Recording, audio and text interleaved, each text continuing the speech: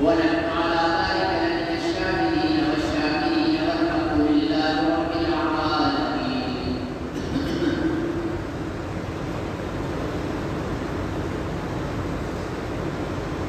محترم بزرگوں، بھائیوں،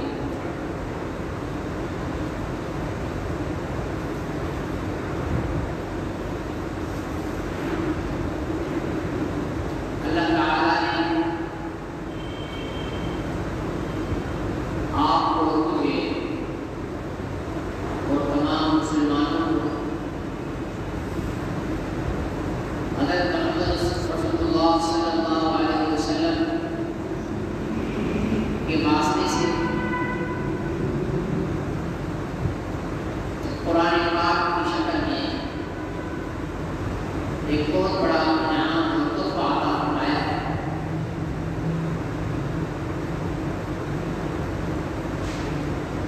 حضور علیہ السلام نے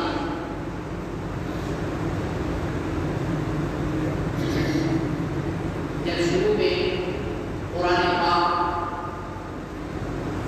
مشرکین مکہ کو پڑھ کر سنایا اور انہیں یہ بتایا کہ یہ اللہ تعالیٰ نے مجھ پر نازل کیا ہے، تو مشرکین مکہ نے حضور علیہ السلام پر یہ الزام لگا دیا کہ یہ قرآن اللہ نے آپ پہ نازل نہیں کیا ہے، بلکہ یہ آپ نے خود بنایا اور خود بنا کے ہمیں سنا رہے ہو، نام اللہ کا لیتے ہو۔ حضور علیہ السلام نے جب کفار کا یہ الزام سنا تو آپ کو بہت تکلیف ہوئی، کیونکہ آپ سچے تھے اور وہ کلام بھی اللہ کا، لیکن کفار ماننے کے لیے تیار نہیں۔ حضور علیہ السلام کو تکلیف بھی ہوئی اور اس بات کی پریشانی بھی ہوئی کہ اب میں ان کو کیسے سمجھاؤں کہ یہ اللہ کا کلام ہے۔ تو اللہ رب العزت نے اس کا آسان حل حضور علیہ السلام کو پیش فرمایا اور یہ آیت نازل فرمائی، ان کنتم فی ریب مما نزلنا علی عبدنا فأتوا بسورۃ من مثلہ وادعوا شہداءکم من دون اللہ ان کنتم صادقین فإن لم تفعلوا ولن تفعلوا فاتقوا النار التي وقودها الناس والحجارة أعدت للكافرين۔ فرمایا کہ یہ آپ سے کہتے ہیں کہ یہ کلام آپ نے بنایا ہے اور یہ اللہ کا کلام نہیں ہے، تو آپ ان سے فرما دیجیے کہ اگر تم لوگوں کو شک ہے ان کنتم فی ریب مما نزلنا علی عبدنا، تمہیں اس بات میں شک ہے جو ہم نے اپنے بندے پر نازل کیا ہے کہ یہ ہمارا نازل شدہ نہیں، فأتوا بسورۃ من مثلہ، تو ایک چھوٹی سی سورت تم بھی ایسی بنا کر لیا ماخلا، کیونکہ حضور علیہ السلام اللہ نہیں ہے، وہ بھی اللہ کے بندے ہیں اور وہ بھی انسان ہے۔ تو اگر ایک انسان ایسا اچھا کلام بنا سکتا ہے تو دوسرے انسان بھی بنا سکتے ہیں، تو بنا لو۔ اور محمد صلی اللہ علیہ وسلم تو امی ہے، امی کا مطلب ہوتا ہے جس نے کسی کے پاس پڑھنا لکھنا نہ سیکھا، ٹھیک ہے نا، جس نے کسی کے پاس پڑھنا لکھنا نہ سیکھا امی ہوتا ہے۔ تو حضور علیہ السلام تو امی ہے، نہ انہوں نے کبھی کسی کے پاس پڑھنا سیکھا نہ لکھنا سیکھا، تو جس کو پڑھنا اور لکھنا نہیں آتا وہ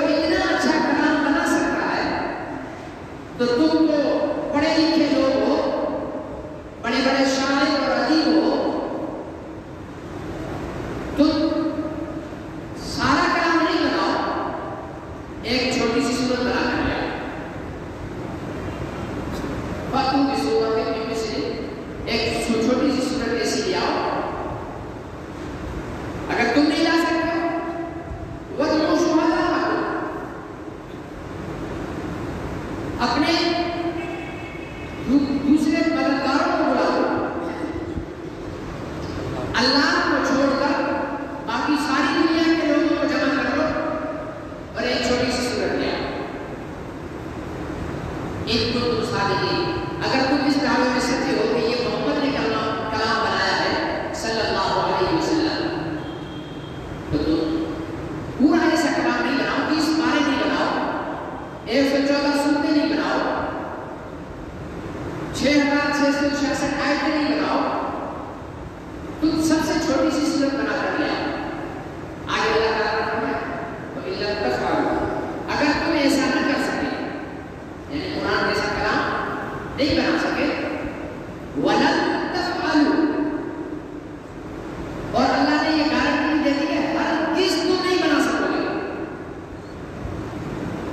قرآن کے مقابلے کی صورت نہیں بنا سکتا.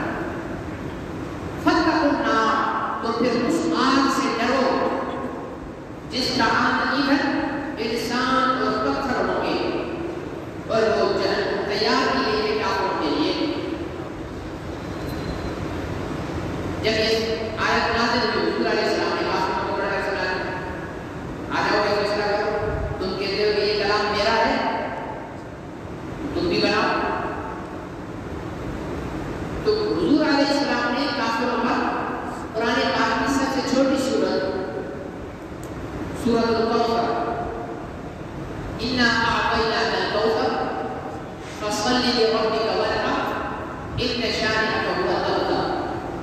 یہ پیش فرمائی کہ ہماری سب سے چھوٹی سورت اللہ کا کلام جو ہے وہ یہ ہے، تم ایک سورت بنا لیا. چنانچہ مشرکین مکہ نے پہلے اس چیلنج کو قبول کیا کہ ٹھیک ہے ہم بناتے ہیں. بہت زور لگا کر ایک سورت بنائی، سورت بنا کر لائے اور وہ کعبۃ اللہ کے دروازے پر لٹکا دی کہ جو جلدی ہم بنا کر لے آئے. شام ہوئی، وہ سورت انہوں نے خود اتار دی اور یہ کہہ کر اتاری کہ یہ قرآن جیسی نہیں ہے، ہم اور بنائیں گے. پھر دوسرے دن دوسری صورت بنائیں گے، وہ لا کر کعبۃ اللہ کے دروازے پر رکھا. شام کو وہ اتارا کہ یہ جو قرآن جیسی نہیں ہے، ہم دوسری بنا کر بنائیں گے. پھر تیسرے دن تیسری صورت، چوتھے دن چوتھی، پانچویں دن پانچویں، چھٹے دن چھٹی، ساتویں دن ساتویں. 7 دن انہوں نے 7 صورتیں بنائی اور یہ کہہ کر ہٹا دی کہ یہ قرآن جیسی نہیں ہے. مطلب انہوں نے شکست تسلیم کر دی. جب انہوں نے دلائل سے شکست تسلیم کر لی تو باطل ہمیشہ، یہ تاریخ رہی ہے کہ باطل ہمیشہ طاقتور رہا ہے، حق ہمیشہ کمزور رہا ہے. لیکن کمزور رہ کر بھی طاقتور باطل پر غلبہ حاصل کیا ہے، کیونکہ اگر دونوں طاقتیں برابر ہوں تو مقابلہ تو برابر کا ہو گیا نا. بدر کے میدان میں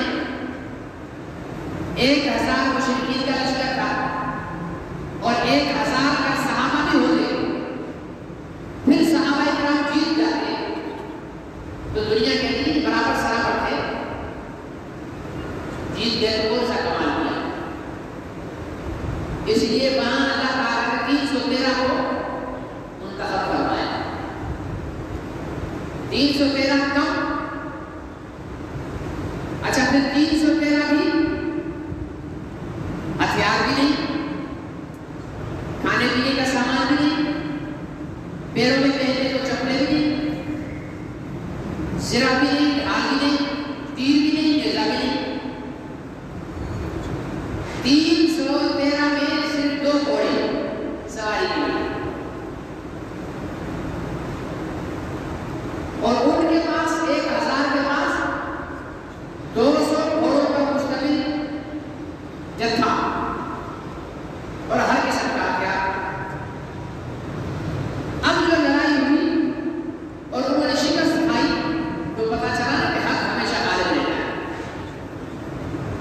تو مشرکین مکہ نے بھی وہی کام کیا. اور آپ تاریخ اٹھا کر دیکھیں حضرت نوح علیہ السلام سے پوری قوم مخالف، بادشاہ، طاقتور، وڈیرے، سرمایہ دار سارے مخالف. حضرت نوح علیہ السلام کشتی بنا رہے تھے جب، تو لوگ تانے دیتے تھے کہ دیکھو جی پاگل انسان ہو گیا ہے، یہ خشکی پر کشتی بنا رہا ہے. اور ٹوٹل ماننے والے کتنے تھے نوح علیہ السلام کے؟ 80-82. لیکن پھر غلبہ کس کا ہوا؟ وہ تانے دینے والے، وہ انکار کرنے والے، وہ مقابلہ کرنے والے اکثریت میں ہونے کے باوجود غلط کر دیے گئے. ابراہیم علیہ السلام اکیلے تنے تنا سامنے پوری قوم، بادشاہ، یہاں سے اکیلے. آگ بھی جلائی گئی، آگ میں بھی ڈالا گیا، لیکن فتح آخر کس کو ہوئی؟ ابراہیم علیہ السلام. موسیٰ علیہ السلام اپنی قوم کے ساتھ، وہ قوم جو فرعون کے قبیلے کی غلام قوم تھی، کمزور لوگ تھے، لیکن فتح آخر کس کی؟ موسیٰ علیہ السلام. تو مشرکین مکہ نے جب دلائل میں لاجواب ہو گئے تو انہوں نے طاقت آزمائی شروع کر دی، ظلم اور تشدد شروع کر دیا.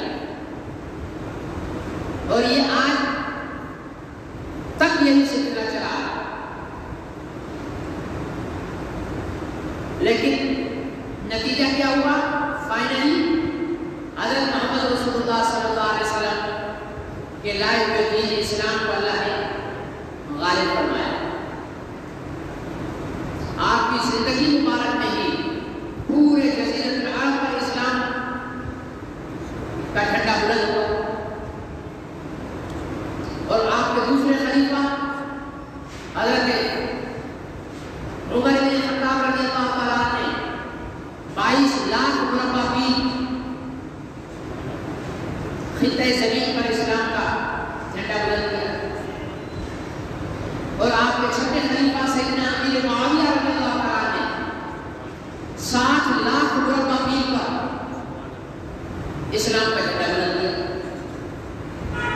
غلبہ قربانیاں دینی پڑتی ہیں، کہیں الفاظ کی جنگ لڑنا پڑتی ہے، کہیں ہتھیاروں کی جنگ لڑنا پڑتی ہے، کہیں اپنی جانیں قربان کرنا پڑتی ہے، لیکن آخر کامیابی جو ہے وہ حق کی ہوتی ہے. اور موجودہ دور کے اندر ہتھیاروں کی جنگ کم ہے، میڈیا کی جنگ زیادہ ہے، الفاظ کی جنگ زیادہ ہے، تقریر کی جنگ زیادہ ہے. لوگوں کے ذہنوں کو اپنے کنٹرول میں کرنے کی اور اپنا نظریہ لوگوں میں پیدا کرنے کی جنگ یہ زیادہ ہے.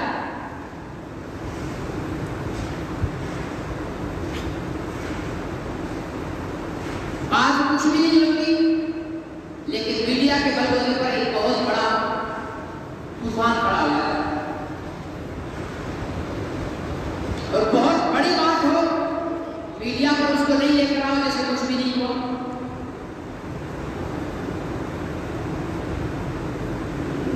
خدا نہ خواستہ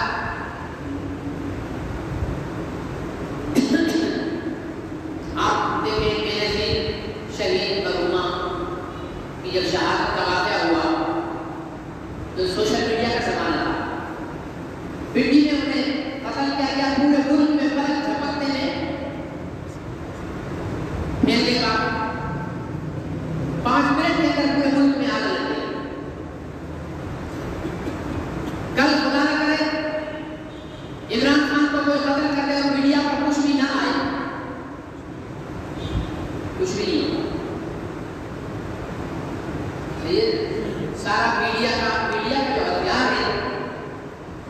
یہ موجودہ دور کی جنگیں. بات اس کا یہ ہے کہ ہماری مسلمان نوجوان نسل نے اس جدید ہتھیار کو غلط استعمال کرنا شروع کر دیا ہے. وہ یہ سمجھتے ہیں کہ موبائل جو ہے وہ صرف فلم دیکھنے کے لیے ہے، لڑکیاں پٹانے کے لیے ہے، دوستیاں کرانے کے لیے ہے، ٹھیک ہے جی، اور رات بھر کے پیکج کر کے اور کچہریاں اور باتیں کرنے کے لیے. اور کافر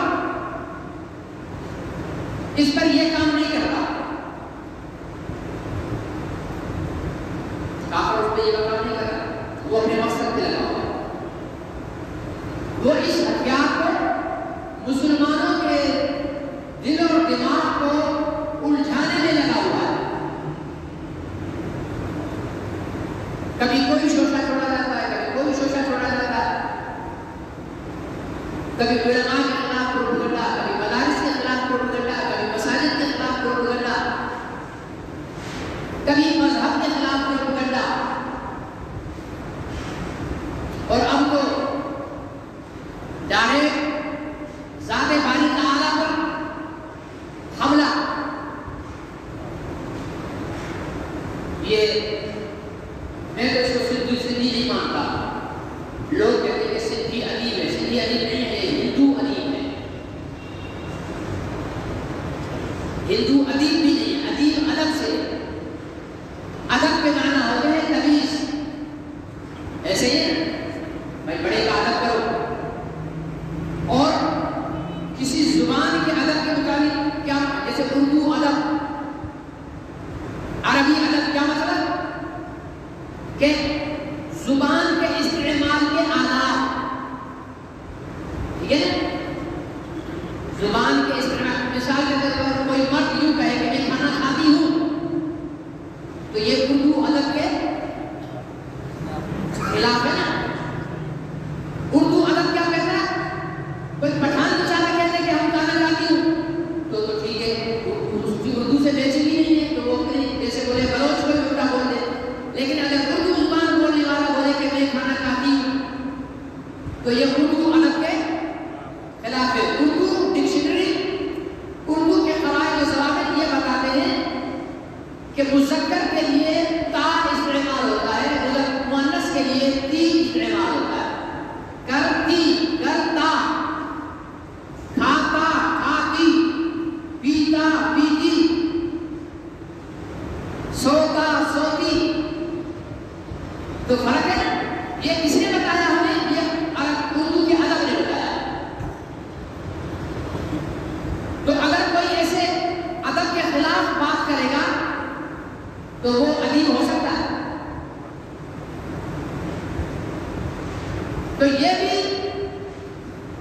امر ذلیل جو ہے، یہ کوئی ادیب ودیب نہیں ہے،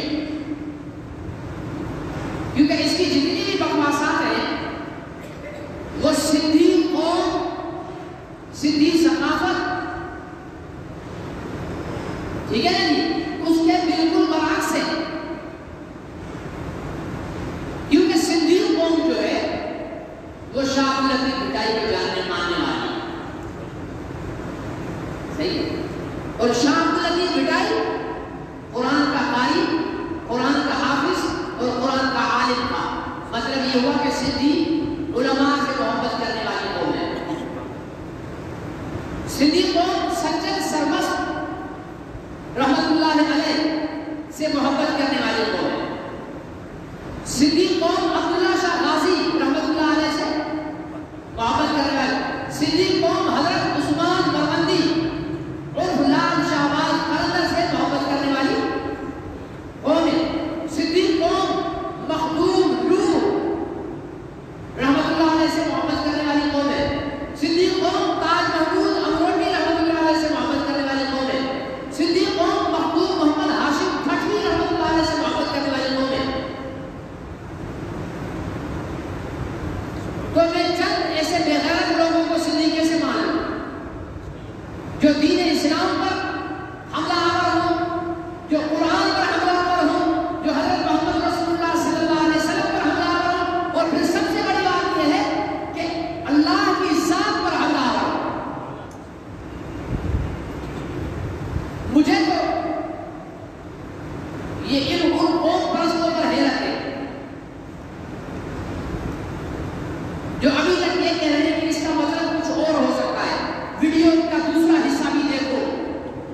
واہ بھیا، میں آپ کی ماں کو 50 گالیاں ایک ویڈیو میں دے دوں، پھر دوسری ویڈیو میں آپ کی ماں کی تعریف کر دوں، آپ میری پہلے ویڈیو معاف کر دو گے؟ میں ایک ویڈیو میں آپ کے باپ کو کتا، سور، خنزیر، ابلیس، ملعون، لعنتی کہہ کر 5 منٹ تک گالیاں دوں، دوسری ویڈیو میں آپ کے ابا کی تعریف کر دوں، آپ کو گالیاں والی ویڈیو معاف کر دو گے؟ کیا ہو گیا تم لوگوں کو کہ دوسری ویڈیو میں نہیں دیکھی ہے اور دوسری ویڈیو میں تو یوں ہے اور دوسری ویڈیو میں یہ ہے، بغیر دیکھے جو ہے وہ مولوی حضرات جو ہے وہ شدت اختیار کر لیتے۔ بھائی ہم تو شدت اختیار نہیں کر رہے، شدت تو تم اختیار کر رہے ہو کہ ایک کتے نے بھونکا، اس کے بھونکنے کا جواب علماء نے دیا تو تم نے شدت کا راستہ اختیار کر کے علماء کو برا بھلا کہنا شروع کر دیا۔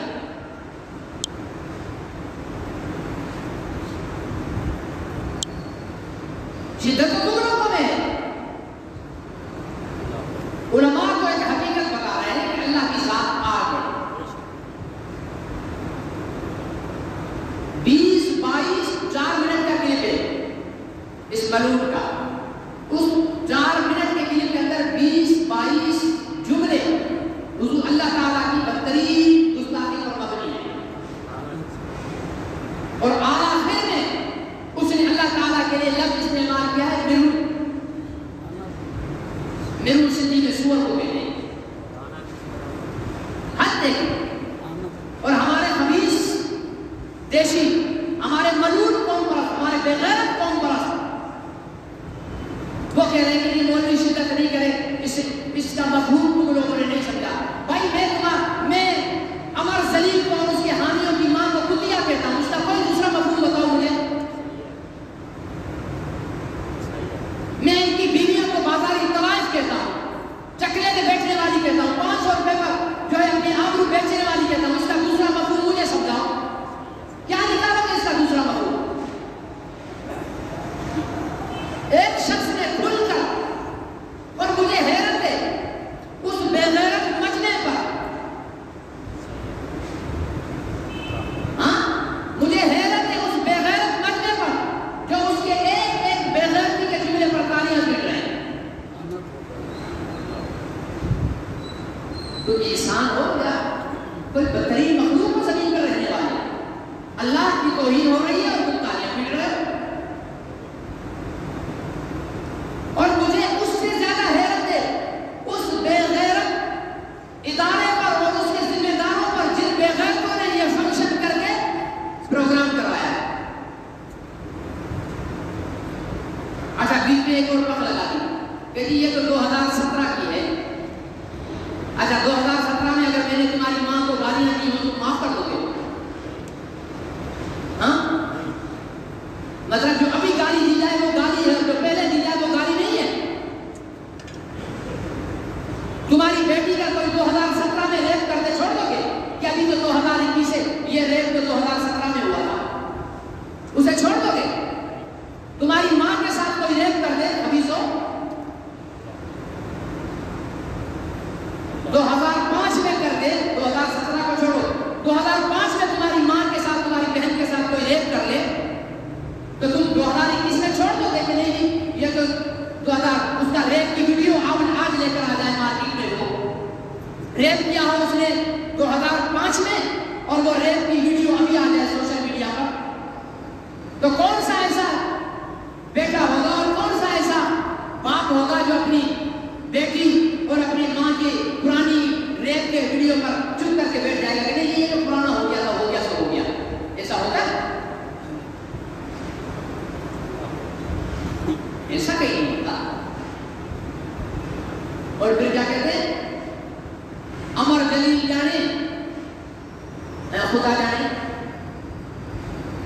ماں تجھی ماں کے گالیاں کو تم مات کرے گے، تجھی ماں نہیں جانے ہے، ماں جانے صحیح ہے غلط ہے؟ ماں تجھے پی جو کند دلایا وہ تم مات کرے گے، تو جو پی جانے ماں جانے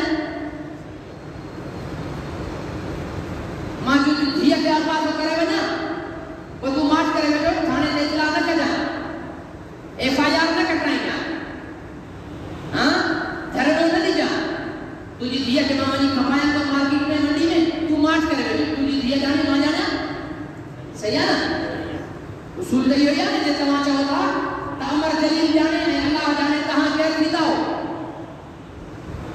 وہ تو کہاں سبھی نہیں جیسے جس بھیوں اسا آبا کرے کھڑی میں کھپایا مارکیٹ میں کہاں چپ کرے بیٹھا ہو انہیں جو مطلب نہیں ہوگا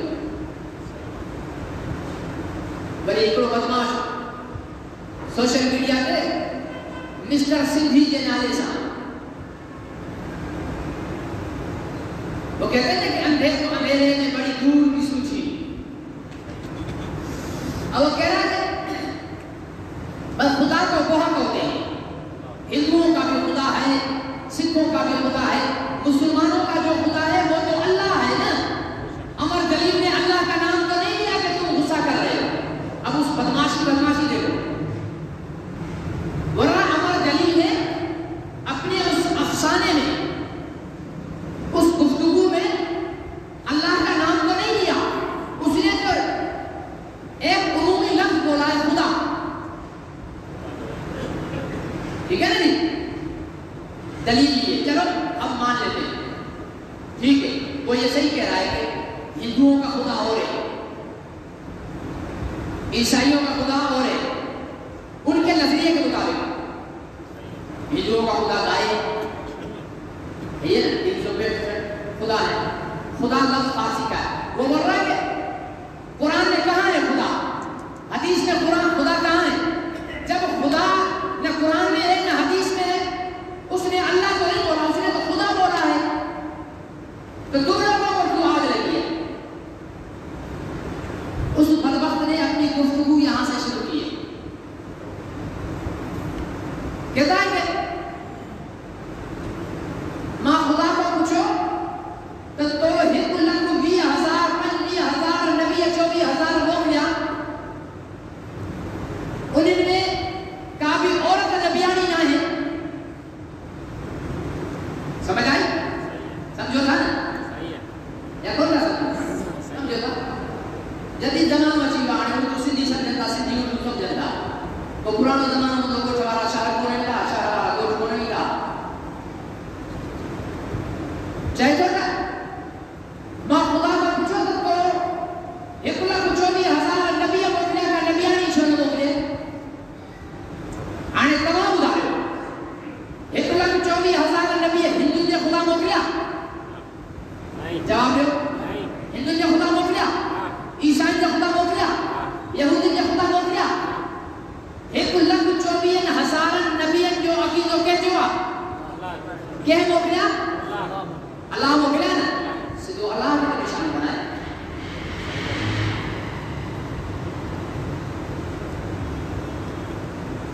پھر کہتے ہیں کہ یہ تو ایک افسانہ ہے کہانی ہے ٹھیک ہے کہانی ہے تو میں بھی ایک فرضی کہانی بتاتا ہوں میں بھی اور اس کہانی میں لکھوں گا